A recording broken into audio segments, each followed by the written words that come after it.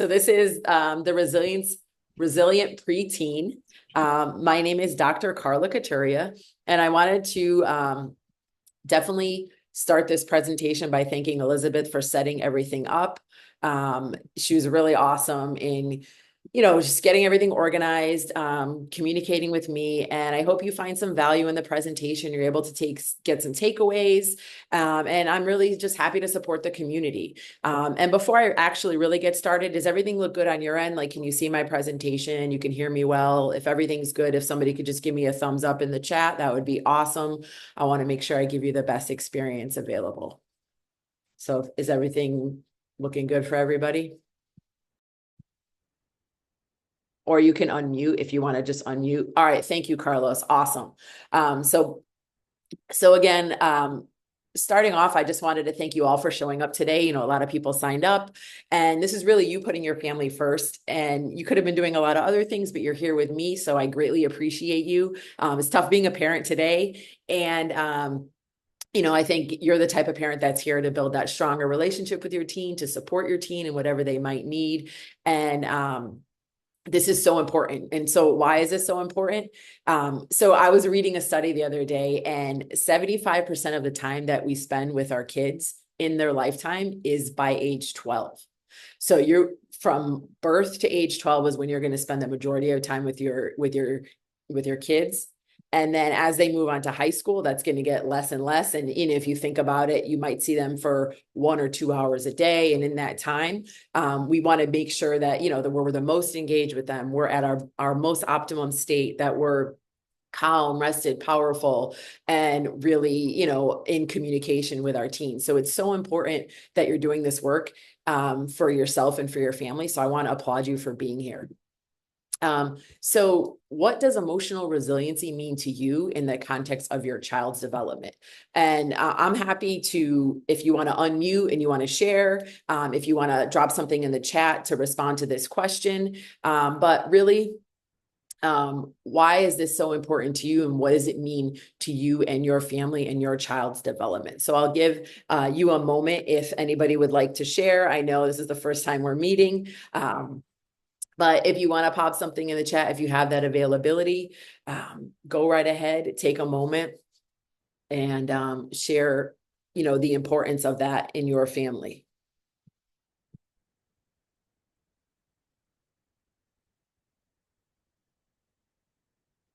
Okay, so I'll keep rolling with the presentation, and if somebody pops something in the chat, I'll drop into that later. But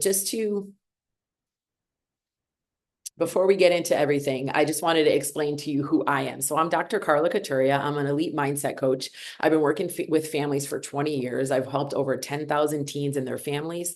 And what I do is help them to foster environments where their teens thrive and their parent-teen relationships flourish. So I was an assistant principal in a high school. I was an assistant principal in a middle school. And I was a teacher, and I am a college professor. So I've seen the transition from 5th grade to 6th grade, the transition from 8th grade to 9th grade, and then that transition from 12th grade to college and where they're at in college. So I definitely have a lot of experience with families. I specialize in emotional intelligence, and getting teens and families to be at their peak performance and really live their authentic lives while still performing academically and socially, and just without the overwhelm, without feeling the pressure, and really encouraging teens to become self-reliant, become more autonomous, and for families and teens alike to experience less stress and anxiety. So a little bit about me and why I do what I do. Back in 6th grade, if you don't mind me sharing a little story, I experienced bullying myself in 6th grade. My parents moved my school. I was lucky enough to be able to go to another school. I met friends that I've been friends with for a lifetime. I enjoyed sports, after school activities. I was really involved in this new school, and it was really fantastic. So that pressure came off of me instantly. But then fast forward 20 years. So I did all the right things. I became a teacher. I got married. I was everything looked good on paper, but I still had not really handled my issues with my lack of self-belief and self-esteem. And I wasn't really able to be vulnerable. And I had a lot of fears and things that I had never overcome as a teenager. So that resulted in different things happening in my life as an adult, divorce and things like that. But point being is, I hired a few coaches for myself and found that I was able to make massive growth as an individual with a coach as an adult. So the reason I decided to start my own business was to do the same thing for teens and families. So I just felt it's so important to help other families and teenagers thrive in their teen years so that they're not carrying this emotional trauma into their adult lives. So they're able to come up with skills and strategies to mitigate these issues earlier on. So my goal today is to show you that it can be really challenging to be a parent of a teen. I guess I don't really need to show you that, but we don't want to underestimate the emotional challenges that they go through. They're 1 minute they're over here, the next minute they're over here. They're happy, they're sad, their mood swings, their emotions. They're not sure how to handle their emotions yet, and they're definitely are a lot of social pressures on them. They're going through identity shifts, and your support is definitely absolutely crucial. And the fastest way to foster emotional resilience in your teen is to create an environment for communication. So encouraging them to express their feelings, validate their experiences, and really teens, just like us, want to be heard. And you can support them by building their emotional toolkit. And that's probably the reason you're here today, is to pick up some tips and strategies to use with your teens to help them problem solve and become more mindful and more compassionate to themselves. And it really only takes like a 2 millimeter shift in the way you think to support your teens through what their emotional needs are. So this can truly make a difference. And it can help them through their growth, shifting their mindset to a healthy mindset. So again, it's really all about supporting them and what they need and meeting them where they're at. So I've to speak to a couple different kinds of parents that I've met a lot of parents who their teens are really high achievers. They're very anxious, overwhelmed. They are in every activity. They're taking high level courses. They're putting a lot of pressure on themselves. And then, families tend to compete with one another. They're pushing their kids, and all the while, like, at what cost? Their relationships are suffering. They're stressed. They're anxious. And a lot of times there's a lot of struggle within the family. Parents are consistently worrying about what will happen to their teens is out of their control, and rightfully so. There's a lot that's not within our control.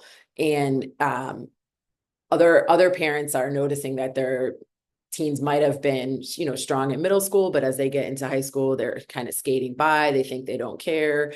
But what has happened is they really haven't handled some of their challenges that they didn't realize they were struggling with in middle school. And in high school, a lot of those challenges are coming out. So you may have a middle schooler that is experiencing the stress and overwhelm. You may have a middle schooler that is experiencing some lack of engagement.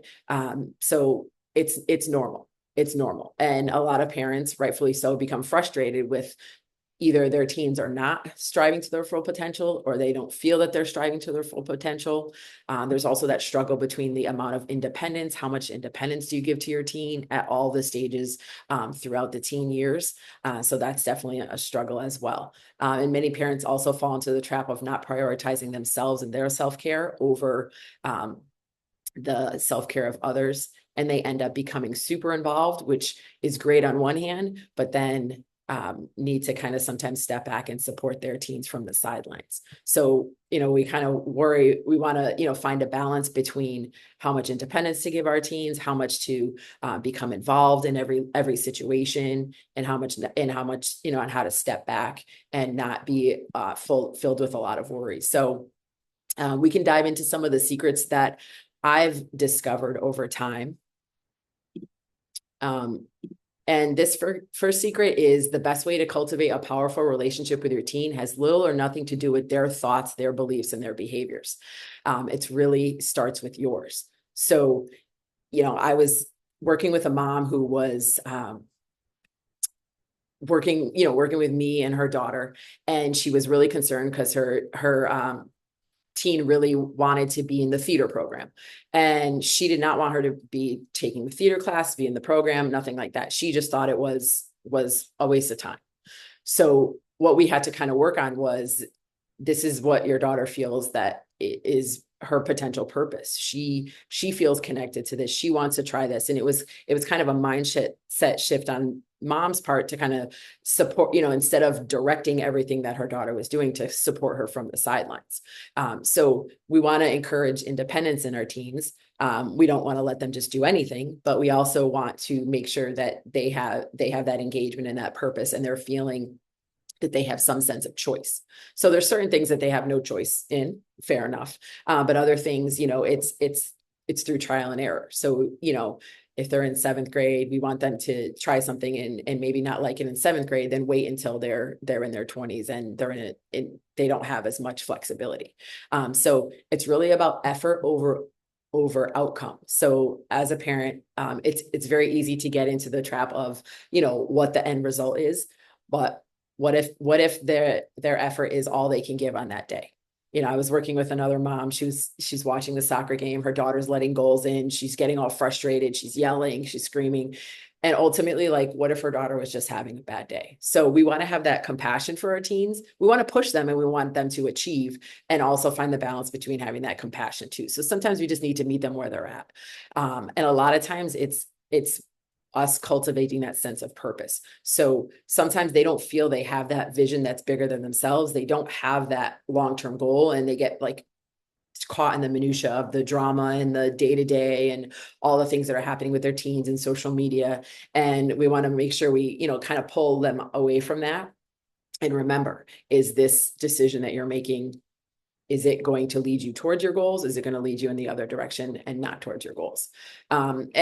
Just another fact here I have. So teens that have a high level of gratitude, compassion, and perseverance really develop a sense of purpose.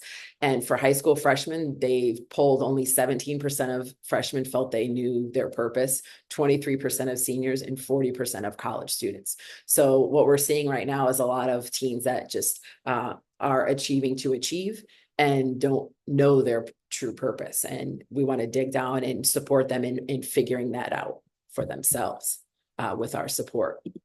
Another secret is cultivating open communication. So you can consistently encourage your teen to communicate in a mature, open way without resorting to nagging them and coercing them. So some of the things that I found is that you can definitely acknowledge their feelings.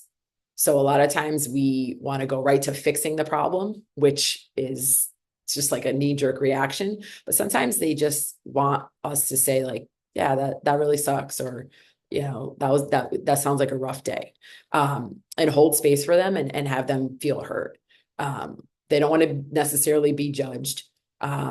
And it's kind of how we feel when we want to open up to another in a situation. So, for example, I was working with it happened to be a mom and a daughter as well. And her daughter was not achieving. She was failing most of her classes for quite some time, and her mom couldn't figure it out.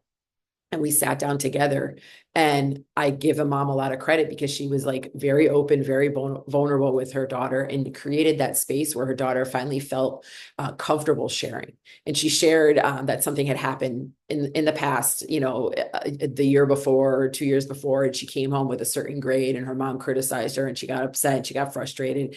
And, her daughter kind of beat herself up enough about that grade that she just really wanted her mom's, arms around her and her support. And she got met with, a lot of, frustration, anxiety, and just her mom was very unhappy with her, which, that fair enough. You can be unhappy with your child, but at that moment she needed a little bit more, like the soft side of parenting, then she needed to be yelled at. So she shared that with her mom. Her mom remembered the situation, and her mom reflected and was, explaining, where she was coming from. So basically what that did is just opened up their relationship, and they became, more vulnerable with one another. So a lot of times we can just, to our teens, I see you, I hear you, I feel you. We don't want to say I understand you, because we truly, no human can truly understand what another human is going through. We can potentially to an extent, but I hear you, I see you, I feel you. Things like that are really good things to say. Just reiterating. So what I heard is like, just so that you're repeating what they're saying back to you. If they're trying to make a decision, kind of reflecting back, like, what is your gut telling you? Or what are you truly, what comes to mind first when you think of this decision, or what you want to do within this situation? And a lot of times the questions I'll ask, let's say I'm working with one teenager, and they jump on a session with me, and they just start unloading, like everything is terrible. It's just, they had a terrible day, terrible week. And I'll ask them I'll say, do you want me to celebrate you? Like, say they're sharing something good. Do you want me to give you feedback, like asking them permission? Or do you want me to just witness you? And by witnessing you, just hear you out. And if they want feedback, I'll say, okay, so if I can suggest if I can give a suggestion, and and I explain the suggestion. So sometimes they just want to be heard. Sometimes they're looking for feedback, and sometimes they just want to be celebrated for a small win. So some things to keep in mind when you're communicating with your team, just like you might want to be, spoken to and heard. My third secret is modeling healthy coping strategies. So, a lot of times we don't share with our teens like how we handle adversity. We're going through a lot. We have our careers, we have our families, we have our lives outside of our careers and families. We have a lot of going on, and sometimes we might not handle these things that well, and we need to learn to, soothe our own nervous system and kind of put ourselves first and take care of ourselves. And then we can model how to handle the obstacles that are coming across our plates on a daily basis. So a lot of times we put everyone else first, which is fantastic. But then ultimately, if we're not taking care of ourselves, how can we take care of the ones we love? So I was meeting with another mom and her son. Her son was not attending school. She was a mess. She's crying. She's all upset. She's definitely not handling her emotions and her nervous system. And I was kind of like, well, what is the reason why he's not attending? Is he sick? Is there some emotional concern that we don't know about? Is there a medical? And honestly, she was the one that was allowing him to stay home and was, signing him out of school. And she just didn't know how to handle, assisting him in trying to get him engaged in school. She didn't know what to do. So it was easier to just take the path of least resistance and not kind of, push him to do his job, which was to attend school. But again, she wasn't doing what she needed to do for herself to then put her best self forward for him. So a lot of times when I'm working with families, I ended up working more with her as a parent than necessarily her teenager. He, ended up getting back into school, but we had to set some she had the trouble setting the boundaries with her teen. So she, kind of got very embarrassed, but it isn't something to be embarrassed about. It's just, we parent the way that we were parented. And when we have these obstacles that come up, there's people to reach out to for support, and there's different things we can learn. So again, it's all about putting yourself first. I put up some things that, I like to do, regular physical activity, meditating, journaling, spending time in nature, the list goes on. So there's a lot of things you can do just to take some time for yourself. And to handle your emotions, and you sometimes some of those things are really great to do with your team, just to model, but as well as, if you're going to go spend some time in nature, take them on a walk, it's a good time to talk to them and to open up communication and just get some things out there. So some of the secrets that I've found that have been very great to use to support teens to become more resilient. I wanted to share with you a framework that I use through my coaching, and it's called SHIFT. So as teens become older, more mature, they're going to go through numerous shifts in their identity. So we definitely want to get to the root cause of their emotional pressure. So I'm offering you some practical strategies, and I'm definitely wanting you to bolster up your toolkit of ways that you can support your teen, because if they don't get to the root cause of that emotional pressure, it's going to carry on with them into their adult lives, and they might struggle in their careers and their lives in the future. So how I support families through this is through SHIFT. So we work on state, which is emotional regulation, and, kind of like, what am I feeling? Why am I feeling it? Where is this coming from? Getting down to our patterns and having that self-awareness. We build healthy routines and habits, and develop, consistency in those teens and habits. And with that builds self-confidence, and, helps them with organization, time management, problem solving. We integrate all of this into meaningful action steps. So we set goals, we handle our emotions, and then we integrate, what we're feeling and our habits and routines. And then we take action steps and meaningful action steps. We focus on their foundation and what it is that they value, what they believe, and it actually goes right along with what their family values and beliefs are. And they formulate their own beliefs along those lines as well. And then that's where the transformation comes in. They have their own vision, and they begin to build their purpose with confidence, and they enhance their interpersonal skills and their self-expression. So this is something we do together to support them to become the most emotionally resilient teen they can be. So if you are interested and you're the type of the parent that is proactive and would like to be more supportive than you already are, because I'm sure you're very supportive as it is, and just bolster up your toolkit and support your teen even further. This is the House of Rise, which is my company. This is our journey. So if you look under number 1, we have social media content that's free. We have a YouTube channel, Facebook group. I offer master classes. So if that's something you want to jump into, that's wonderful. We would love to have you, and I'd love to provide more value. If you so choose at some point, we can jump on a call and have a strategy session, something that would be customized for your specific family. And if that was a good fit, I offer one-on-one concierge coaching, and that's all the plans are based upon what your family needs. So how much proximity to me you might need, and what specific areas we want to work on and integrate as a family. So if you are interested, and if you're on your phone, I can follow up and send an email. But if you're on your computer and you want to scan this code, I do have a free Facebook group that I would love for all of you to join. I offer, like I said, master classes through there, offer tips and strategies, and I'm happy to support you through this community, as well as through your school community. So I wanted to open up the floor if anyone has any questions or concerns or follow-ups that I can offer for you at this point. I would love to share that with you, share some space with you right now. If anybody has anything they would like to share, you can put it in the chat, or you can definitely unmute at this point.